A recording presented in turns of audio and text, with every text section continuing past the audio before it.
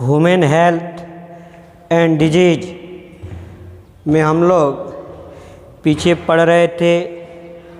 Indirect transmission पिछले video में पढ़े थे, उसी में संचरण में ही आता है नोसोकोमियल इन्फेक्शन, अर्थात नोसोकोमियल संक्रमण क्या है।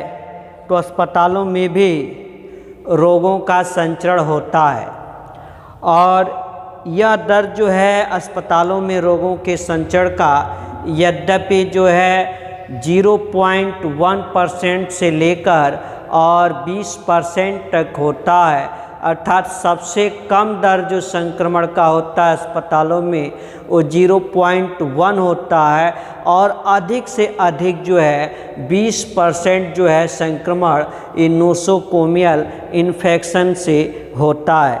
तो नोसोकोमियल इन्फेक्शन है क्या कि जैसे दूसरे रोगी या रोगियों से मिलने वाले व्यक्ति भी कभी कभी जो है चिकित्सकीय उपकरणों से या दरवाज़ों के हैंडल से, जल से, वायु के द्वारा जो है रोगग्रस्त हो जाते हैं, तो इसे हम नोसोकोमियल इन्फेक्शन कहते हैं। जैसे किसी रोगी से उसका संपर्की जो है संपर्क करने के लिए, मिलने के लिए आता है और कोई दूसरा रोगी जो है वो खांसा है, छींका है, तो रोगाण जो है बिंदु कणों के रूप में जो है दरवाजे के हैंडल पे लग गया है या बेड पर है या बेंच पर है और वहाँ पर उस मिलने वाले व्यक्ति का यदि हाथ जाता है तो वह रोगाण जो है उसके हाथ से लग जाते हैं और फिर वही हाथ जो है नाक, मुंह, कान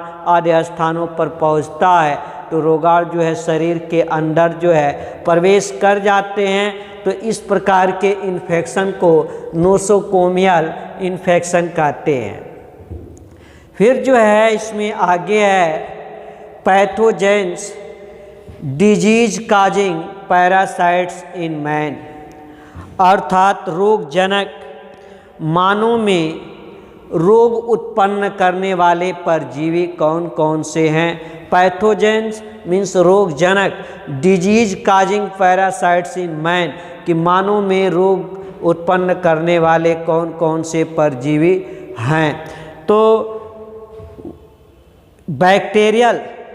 बैक्टीरियल डिजीजेज ऑफ ह्यूमन्स की जीवाणु जनित मानव रोग कौन कौन से हैं। तो जब हम पीछे जीवाणु चैप्टर पढ़ रहे थे तो उस समय बताए थे कि जीवाणु जो है सर्वव्यापी है, अर्थात हर जगह जीवाणु जो है पाए जाते हैं। ये वायु में भी पाए जाते हैं, जल में भी पाए जाते हैं, मृदा पर भी पाए जाते हैं, पौधों और जंतुओं के शरीर के ऊपर भी परजीवी के रूप में पाए जाते हैं, पौधों और शरीर के जीव के अंदर भी अंतः परजीवी के रूप में पाए जाते हैं, डेड बॉडी पर भी पाए जाते हैं, गर्म जल के झरने में भी पाए जाते हैं, कीचड़ में भी पाए जाते हैं, पहाड़ों पर भी पाए जाते हैं। अर्थात कहने का अर्थ है कि जीवाणु जो है हर जगह पाए जाते हैं, तो हर जगह जो है रोग उत्पन्न भी कर सकते हैं, हर जगह के जीवाणु भी रोग उत्पन्न कर सकते हैं। तो सबसे पहले इसमें चलते हैं आहार तथा जल में उपस्थित जीवाणुओं द्वारा उत्पन्न रोग, अर्थात ऐसे रोग जो हमारे भोज्य पदार्थों में हैं या खाद्य पदार्थों के ऊपर हैं या जो हम पीने योग्य जल का उपयोग कर रहे हैं वो जल जो है जीवाणुओं द्वारा प्रदूषित है, दूषित है, तो उनसे कौन कौन सा रोग हो सकता है। तो इसमें है टाइफाइड, अभी आगे के वीडियो में इसके बारे में विस्तृत में पढ़ेंगे। यहाँ सिर्फ हम जान रहे हैं कि कौन सा रोग है और किस जीवाणु से होता है। तो टाइफाइड जो है साल्मोनेला टाइफी नामक जीवाणु से जो है टाइफाइड होता है, अर्थात यह जीवाणु भी आहार और जल में उपस्थित होता है। ऐसे है जठर शोथ जिसे गैस्ट्रोइंटेराइटिस कहते हैं, जठर शोथ, गैस्ट्रोइंटेराइटिस, जठर शोथ जो है साल्मोनेला स्पीशीज से जो है उत्पन्न होता है। ऐसे कालरा जिसको हम हैजा भी कहते हैं, ये जो है विब्रियो कोलेरे नामक जीवाणु से जो है उत्पन्न होता है।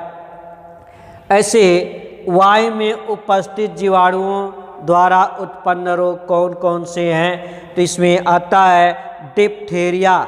ये डिप्थेरिया जिसे हम ये उत्पन्न होता है कोरोनीबैक्टीरियम डिप्थेरी।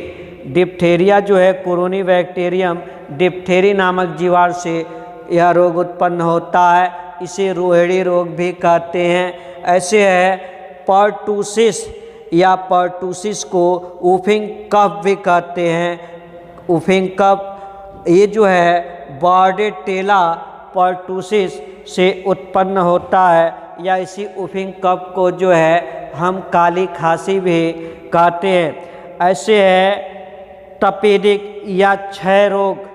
तपेदिक या क्षय रोग जिसे हम टीबी कहते हैं, तो यह जो है ट्यूबरकुलोसिस माइक्रोबैक्टीरियम ट्यूबरकुलोसिस, टीबी जो है माइक्रोबैक्टीरियम ट्यूबरकुलोसिस नामक जीवाणु से उत्पन्न होता है।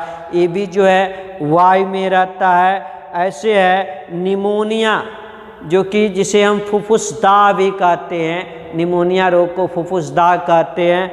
यह जो है स्ट्रेप्टोकोकस निमोनी नामक जीवाणु से जो है उत्पन्न होता है।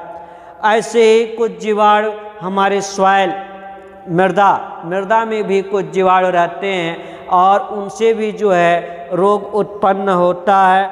जैसे गिल्टी रोग जिसको आगे हम पढ़ेंगे विस्तृत में अगले वीडियो में। एंथ्रेक्स अर्थात पशुओं के संपर्क में जो ज़्यादा रहते हैं उन्हें गिल्टी रोग होता है। तो जो एंथ्रेक्स होता है ये बैसिलस एंथ्रेसिस नामक जीवाणु से होता है जो कि मृदा में रहते हैं। ऐसे टिटनेस इंग्लिश शब्द है जिसे हिंदी में धनुक बाई रोग कहते हैं, और ये जो है क्लास्ट्रीडियम टिटैनी नामक जीवाणु से जो है टिटनेस रोग होता है। ये तो मृदा में रहने वाले जीवाणुओं से उत्पन्न रोग हैं। ऐसे है आर्थ्रोपोडी जीवाणुओं द्वारा उत्पन्न रोग कौन कौन से हैं? इसमें है ताउन जिसे हम क्या कहते हैं प्लेग रोग, पास्चुरेला पेस्टिस और एर्सीनिया पेस्टिस से जो है ये ताउन रोग होता है, जिसमें प्लेग चला था, महामारी के रूप में चला था प्लेग रोग नहीं। तो ये प्लेग रोग है जो कि आर्थ्रोपोडी जीवाणुओं द्वारा उत्पन्न रोग है। ऐसे है संभोग क्रिया या संभोग द्वारा प्रसारित जीवाणु जनित रोग जिसे हम एसटीडी कहते हैं। एसटीडी यस, एस से सेक्सुअल, टी से ट्रांसमिटेड और डी से डिजीजेज। सेक्सुअल ट्रांसमिटेड डिजीजेज अर्थात संभोग द्वारा प्रसारित जीवाणु रोग। इसमें उपदंश को हम सिफिलिस रोग भी कहते हैं। ये ट्रेपोनीमा पैलिडम नामक जीवाणु से जो है फैलता है। ऐसे सुजाक जो है नाइसीरिया गोनोरे नामक जीवाणु से जो है सुजाक रोग फैलता है। ऐसे है स्पर्श से होने वाले जीवाणु जनित रोग जो कि केवल मात्र स्पर्श से हो जाता है। तो इसमें है लेप्रोस्पोरिया जिसे हम कहते हैं कुष्ठ रोग लेप्रोसी अर्थात माइक्रोबैक्टीरियम लेप्री। कुष्ठ रोग लेप्रोसी जिसे इंग्लिश में कहते हैं, ये माइक्रोबैक्टीरियम लेप्री नामक जीवाणु से फैलता है। अर्थात स्पर्श केवल हो जाए जिसको कुष्ठ रोग है, चर्म रोग है, जिसे बोलचाल में कहते हैं ना कि कोढ़ हो गया है, तो ये स्पर्श से भी हो जाता है, फैलता है। ये स्पर्श से होने वाले जीवाणु जनित रोग हैं। अब इसके बाद एक एक को जो है हम विस्तृत में पढ़ेंगे कि आहार तथा जल में उपस्थित जीवाणुओं द्वारा उत्पन्न रोग कौन कौन से हैं। तो जैसे टाइफाइड है, पहला है टाइफाइड जो कि साल्मोनेला टाइफी नामक जीवाणु से जो है टाइफाइड रोग होता है। और दूषित जल तथा भोजन ग्रहण करने से, ऐसा भोजन ऐसा जल जिसमें साल्मोनेला टाइफी नामक जीवाणु होता है तो टाइफाइड रोग हो जाता है। और ये जो है इनका संक्रमण भोजन जो है यदि इस जीवाणु द्वारा संदूषित हो गया है और मक्खियाँ या गंदी आदतों के कारण जो है इनका संदूषण या संक्रमण होता है।